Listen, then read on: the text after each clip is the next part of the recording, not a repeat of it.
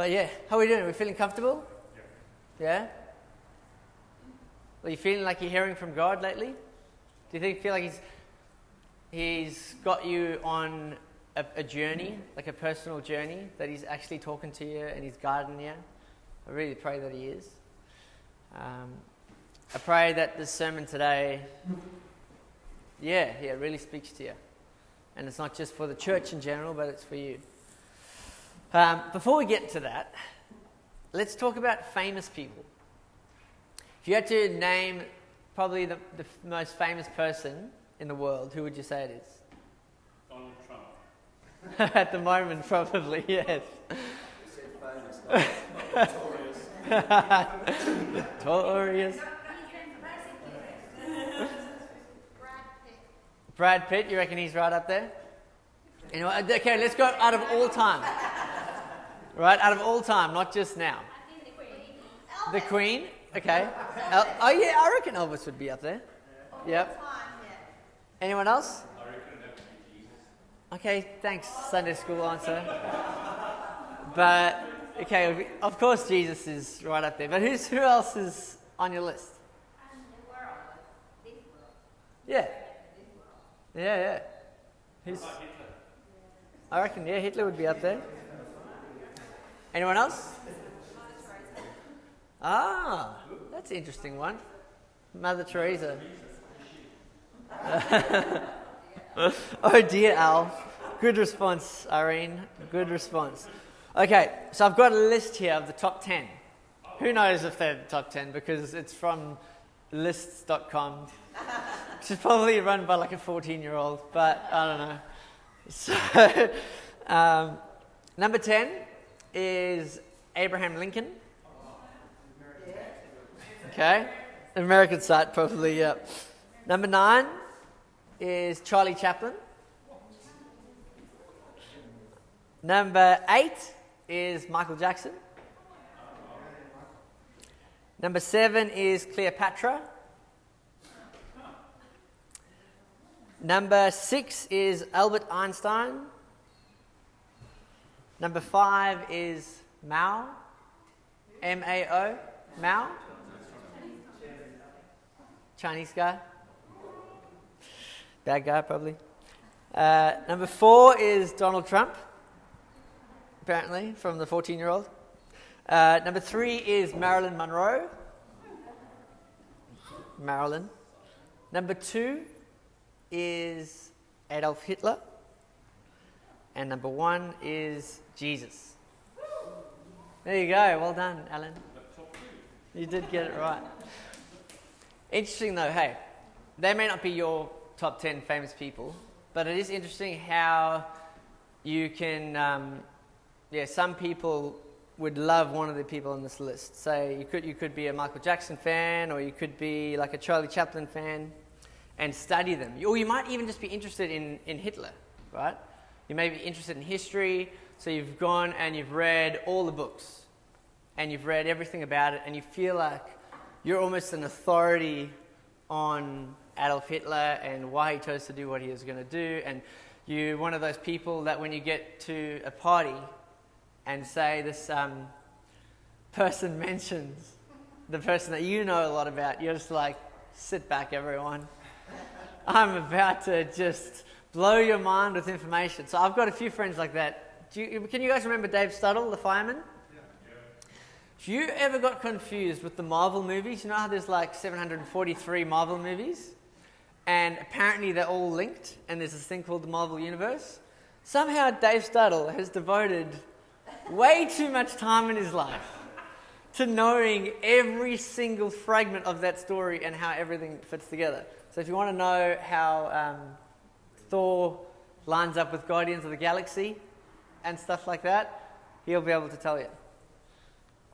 And the knowledge that he has is amazing. Now today, we're going to consider our knowledge and how we know Jesus. What we know about him and how we know about him. So, we are in chapter 8, verse 48, if you want to get your Bibles out. that would be terrific.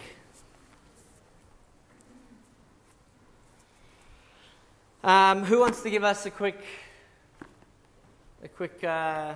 catch up of where we're at, what's been going on? Because we're actually in the same dialogue. Chapter 8, quite a few people just preach the whole of chapter 8 as a sermon, as a wrap-up, to go through it all, because it all is so linked, in the context for this end of chapter 8 is the whole beginning, verse 1 to 48, and it's really important that we know what's going on, and we remember the sermons and the messages and the teachings that Jesus has already spoken about. So, anyone can remember any of the messages in the last 4 weeks?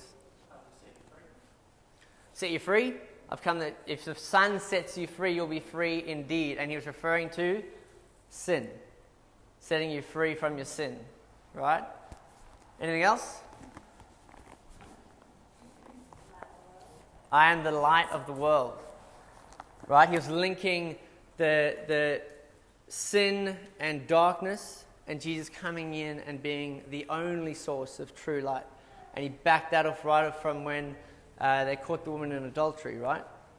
So this has been a long kind of back and forth conversation, and it's in the context of what festival? Festival of Tabernacles. So they're still there. It's currently the day after. They've just been packing up. That's why he referred to the light of the world, because they were right next to those big oil drums that they used to light as they were packing them away, where there was just going to be this big light. So Jesus is looking around him, and there's still thousands of people there. Right? So this conversation that's been going on, it got pretty heated, right? It's getting hectic. And it's not like they're in a Bible college classroom where there's just a few people that are all there to talk about one thing. This is at like a big part of everyone's lives where everyone's there, they've got their families there, there's all this going on, and Jesus is in this hectic conversation. And some people believed in him through a pretty hard gospel message. They chose to say, I actually believe what you're saying. But then out of that, he said that we kind of discovered that some of them believed wholeheartedly and accepted who Jesus was as King and as Lord and as the one true source of light. Others pushed back, and their pride and their sin was like a stumbling block, and they pushed back from him and they didn't believe him at all. And then others liked the idea of what Jesus was saying, but we're going to walk away. And so now he's talking, there's all these groups of people that he's sort of talking to. We did skip over a little bit where he continued to talk after being set free. He made a connection between two different fathers. Right? Jesus had a father, who's God the Father, and the very people that he was talking to, and a lot of the Jewish leaders were there, they had dedicated their life to following God. But he was saying their father's actually the devil. So somehow, even through following the rules and forcing their life to look like a certain thing, they were still trapped. And we talked about how you can actually, even if from the outside you don't go commit all the bad things in your life, you don't commit the sins, like the guy that didn't want to cheat on his wife, but ended up having to wear a blindfold so he couldn't see any other girls, he was still trapped. Right? So you can come to church, you can follow all the rules, you can know a lot, but your father can still be the devil. So this is like some full-on stuff that he's talking about. And we're gonna pick up now in verse 48. The Jews answered him, "Are we not right in saying that you are a Samaritan and have a demon?" Jesus answered, "I do not have a demon, but I honor my Father, and you dishonor me. Yet I do not seek my own glory. There is one who seeks it, and he is the judge." So, they're trying to project something onto Jesus to discredit him. One, they've realized that he has this sense of authority, he has this sense of like power in the way he talks that they can't really comprehend. And he's doing these miracles, right? But it doesn't sit right with them in their heart, So they're just trying to project things. Obviously, Samaritans were not, the Jewish people were not fond of them, right? It was a different sect of Judaism. They had a different temple. There was a lot of controversy. There's actually another bit I read in some commentaries that the word Samaritan is very close to another word that was used for a demon, a head of demons, that was quite well known at the time. So they could actually be saying that, actually, no, you have this head of demon in you, and the devil is actually giving you this power. Somehow the devil's giving you this authority, and it goes everything. So when they feel uncomfortable with it, they say, oh, no, you're the one that actually has the devil, because he's just told them that their father is the devil. So they're trying to flip it around. Other way, there's pushback, right? How often when God brings something onto you and convicts you about something, or sends someone in the church to convict you about something, you can accept it one of two ways. You can get prideful and start to push back on the person that's brought that message to you and say, oh, as if you're not even perfect. Or you push back against the word that God's bringing to you. Instead of saying, God, what are you saying to me? And please let me accept it in my heart and let you change my heart. You're going to push back. And that's what they're doing here. It's typical human behavior. He says, I honor my father. Again, he's bringing it back to the same thing that he's been doing. Have you noticed that whenever he talks about himself, he says, my father and I don't do anything without my father's knowledge. Everything that I do is from him, and he keeps bringing this connection to that everything, all the source of everything that he's done is from his father. And he's trying to say that we are one. The knowledge that I have of my father is not simply my father gave me a list of things to do, and I'm going to come and tick them off. Everything I do is connected to the Father, and he works through me because we are one. The very words that come out of my mouth come straight from the Father because we are so connected. I am so connected to him. Right? It's the same. He's been always talking in that, I don't do anything without my Father. Okay, let's go to verse 51. Truly, truly, I say to you, if anyone keeps my word, he will never see death. The Jews said to him, now we know that you have a demon. Abraham died, and so did the prophets. Yet you say, if anyone keeps my word, he will never taste death. Are you greater than our father Abraham who died, and the prophets who died? Who do you make yourself out to be? Massive claim. Which we're going to come back to. We're going to come back to a little bit later. But anyone who keeps my word will never see death. It is interesting that it's keeps my word. Often we talk about becoming a Christian as a decision. You know, do you want to make a decision today? But the Bible doesn't actually talk about that a lot. The most thing that the Bible talks about, what Jesus has been talking about, is doing what? Following, right? Following. That's what it means to be a disciple. That's what it means to be abiding in Jesus. Remember a little bit ago he says, anyone who abides in me. So this is kind of in the same line of thinking. If you keep my word, because how can you see someone or accept someone as Lord if you don't actually keep his word and you don't want to in your heart? Obviously none of us are perfect, but it's going back to the sin thing. Who's your father?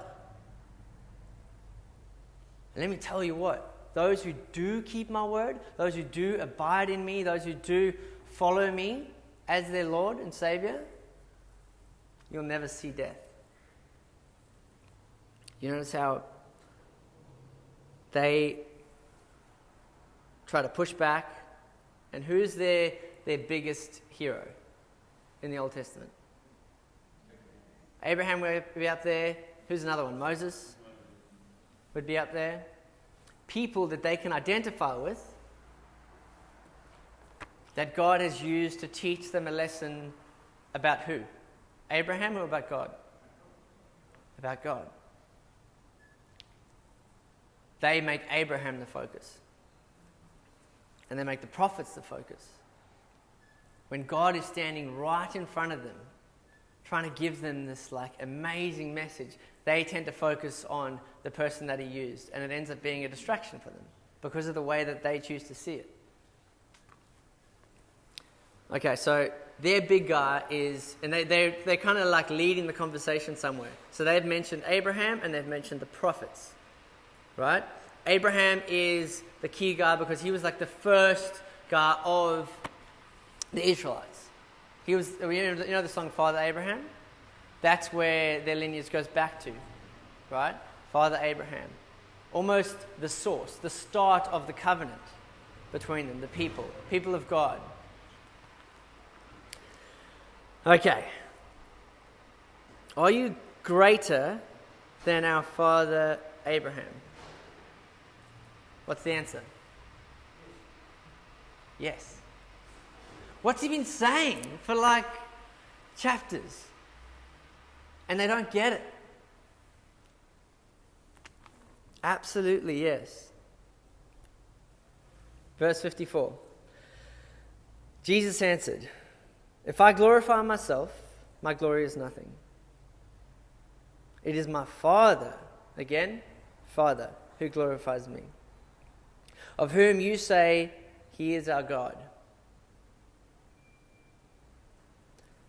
But you have not known him."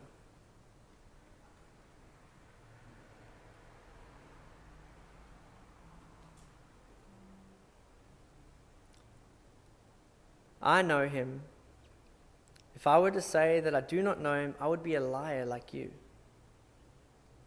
But I do know him, and I keep his word. I'm going to read that again.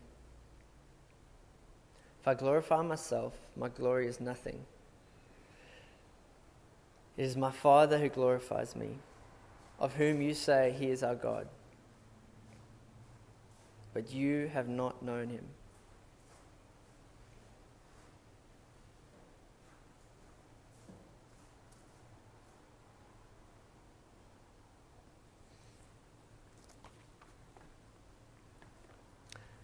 That's the heart of what Jesus is getting at. The very person that the Jewish leaders, that everyone there that was pushing back against Jesus, that was trying to call him out to be a liar, call him out to be demon-possessed. The very God himself was there, trying to give them a message. And they were so blind to themselves. Now remember, these guys spend their whole life getting to know God, apparently. They spend their whole life in the Torah, following his laws, they're like the absolute best Christians if they were Christians today. That would be the guys at church first. They'd probably be the checking you in, serving you, doing all the right things, to be seen to be like they're just the really, really good Christians. Back then, really good Jews. What Jesus is saying, there's a difference between knowing about someone and knowing them. Dave Staddle could tell you absolutely everything to know about some of the actors in the Avengers. But he doesn't actually know them. He could rattle off information all day and he could trick you. And he could even, what's the guy that's from Guardian of the Galaxy? Chris Pratt. Dave Staddle is a Chris Pratt fan. He knows probably how many squares of toilet paper he uses, right? Knows everything about him. But he doesn't know him like a son knows his father.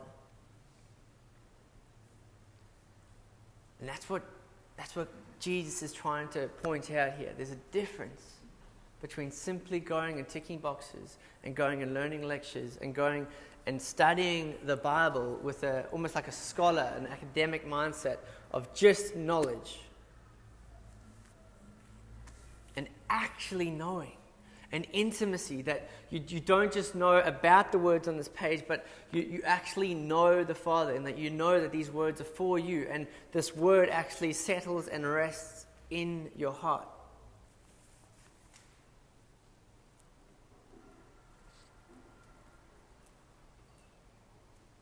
Let's move on, and we're going to come back to that. Your father Abraham rejoiced that he would see my day. He saw it and was glad. So the Jews said to him, "You are not yet 50 years old, yet you have seen Abraham?" And Jesus said to him, "Truly, truly, I say to you, before Abraham was, I am." So they picked up stones to throw at him, but Jesus hid himself and went into the temple.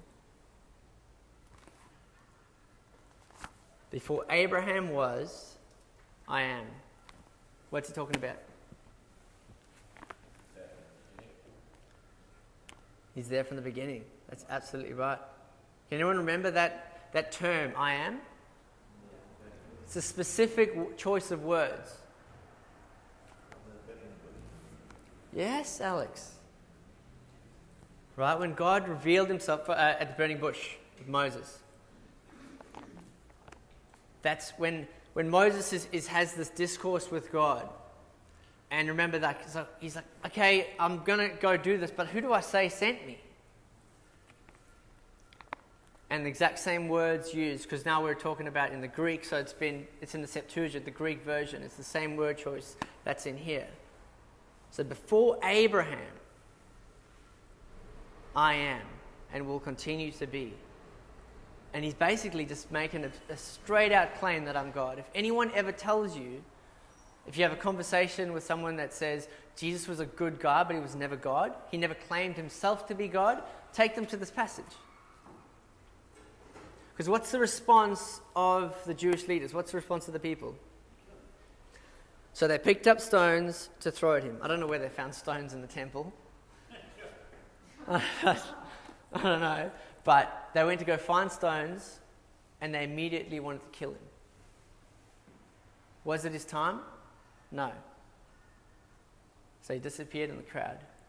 But the key thing is, who did he claim to be? God. So my question for you today is, 1, who do you think Jesus is? Who would you claim, and who would you know that Jesus is? And then, do you know it in your heart? Do you actually know it? Or do you just simply know what other people have told you, so you kind of like parrot it?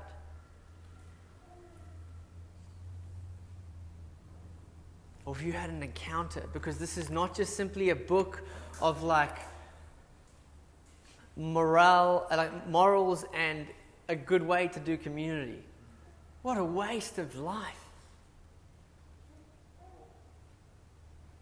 What an absolute waste of life.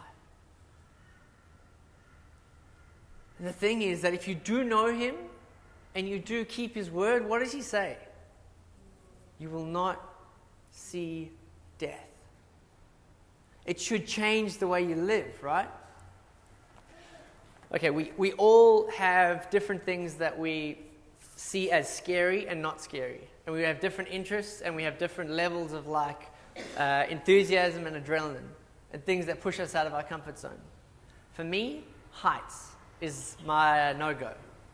I'll always try to act like big stuff in front of people, but really, heights is the thing for me that I would just not be involved in.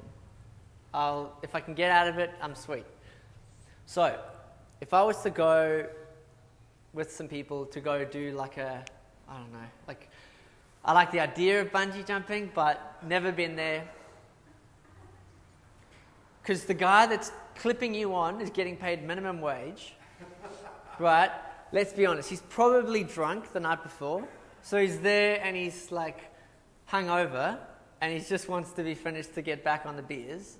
And so I don't trust him clipping that thing around my feet, right? Or if someone wanted to take me abseiling, they're like, yeah, sweet, all you have to do is drop yourself off the side of a cliff and you'll be sweet. Trust me. I don't trust him. But I will say one thing. I don't often say nice things about him, But if Alex Finlayson was the one who took me rock climbing, and he's the one that tied the knots, I will still be scared. That fear in me will still be there. But I don't know if you know this about Alex. He is the most pedantic outdoor rec instructor that you've ever met, and he trains all the guys at CYC. So he's got the expertise and the knowledge, but I also know Alex's character. I know how safe he is, I know how cautious he is, and I know him. We've spent time together. I absolutely know him. So when Alex says to me, Brad, I took care with that knot, I tied it correctly, you can trust it. I'll put myself over the cliff because I trust him.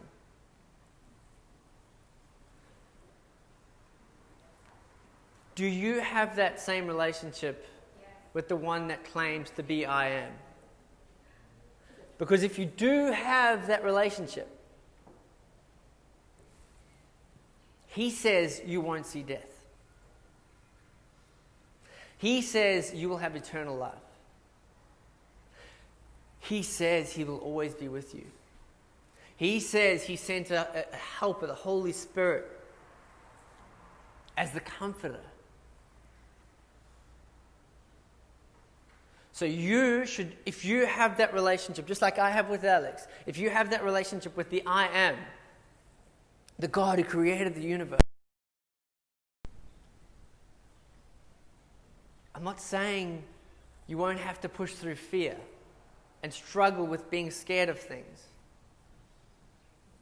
But there's this weird trust and peace, knowing that Alex is the one that tied the knot, that I'm like, okay, I'm still scared, but I'm going to step off this anyway because I trust you. You should be able to take and move forward, relying on the God that you know in your life.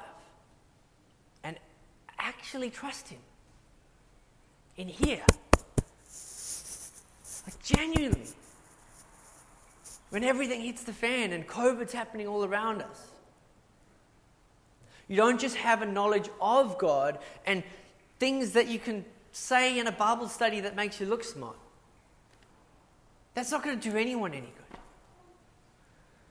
But do you know him? Have you asked him to just be your Lord and be your everything, that when you come up against situations and you come up against lies from the enemy and you have those chains and you have the things that are trying to steer you away or make you fearful, to just go ahead and act like everyone else does. You could say, no, I'm prepared to step into the situation, no matter how scary it is, and absolutely trust God. Because I know him.